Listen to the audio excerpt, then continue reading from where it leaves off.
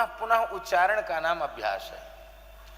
और यह पुनः पुनः उच्चारण ही वैष्णवोपासना पद्धति में भगवान नाम का जप है।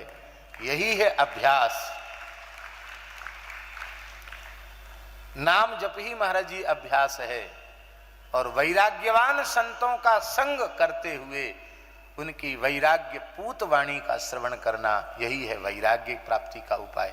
कोई पुस्तक या कोई ग्रंथ नहीं है वैराग्य की प्राप्ति का उपाय।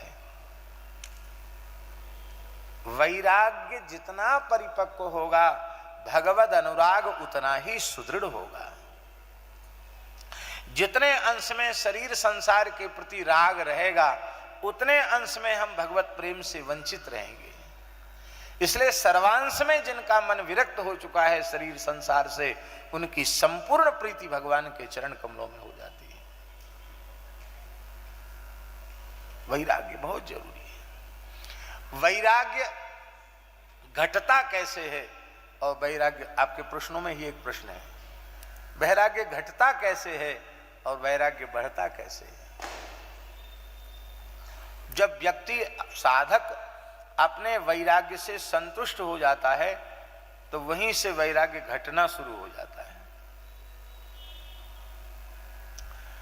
प्रायः महात्मा कहते हुए यह मिल जाते हैं कि अरे जब मन में वैराग्य जगा था, वो घर छोड़ा था, साधु बनने के लिए घर से निकले थे, वैसा वैराग्य रहा आता तो पता नहीं भगवान कब के मिल गए होते।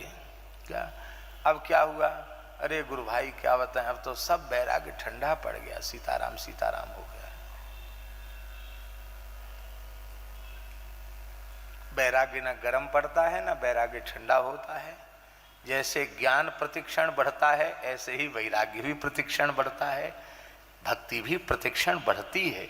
जो प्रतिक्षण बढ़ता है उसे ही वैराग्य कहते हैं, जो प्रतिक्षण बढ़ती है उसे ही भक्ति कहते हैं।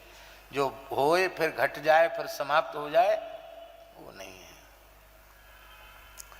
उसे हम वैराग्याभास कहें या प्रेमाभास कहें या भक्त्याभास कहें, ये तो ठीक है, भक्ति नहीं है वो।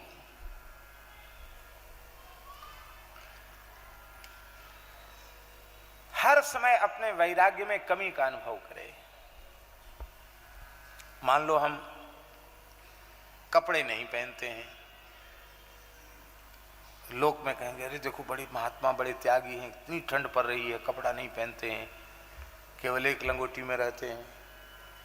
उत्तराखंड में भी एक ही लंगोटी में रहते हैं, कपड़ा रखते ही नहीं। अरे महाराज बड़े तपस्वी हैं।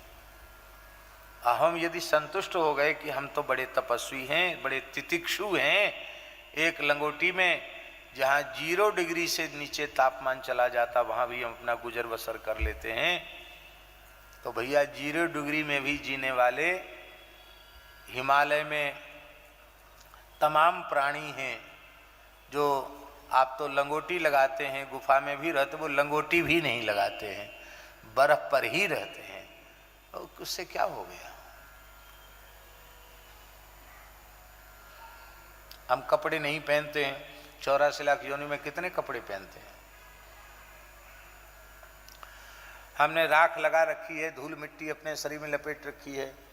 तमाम प्राणी ऐसे होते हैं नहाने धोने के बाद धूल मिट्टी में ही अपने को शान लेते हैं। हम अन्न नहीं खाते, हम फल ही खाते हैं। तमाम प्राणी परमात्मा की सृष्टि में से फल ही खाते हैं। तमाम प्राणी ऐसे हैं जो वायु पी करके रहते हैं। इसलिए हमारा अंतःकरण शरीर संसार से कितना अनासक्त हुआ है, यह मूल बात है। हमारा बाह्याचार क्या है, यह बहुत महत्व की बात नहीं है। भीतर तीव्र वैराग्य की अग्नि धधकती रहनी चाहिए।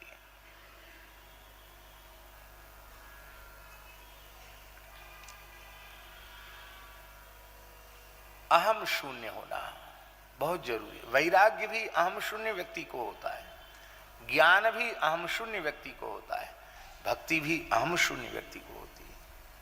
माई मेरे श्याम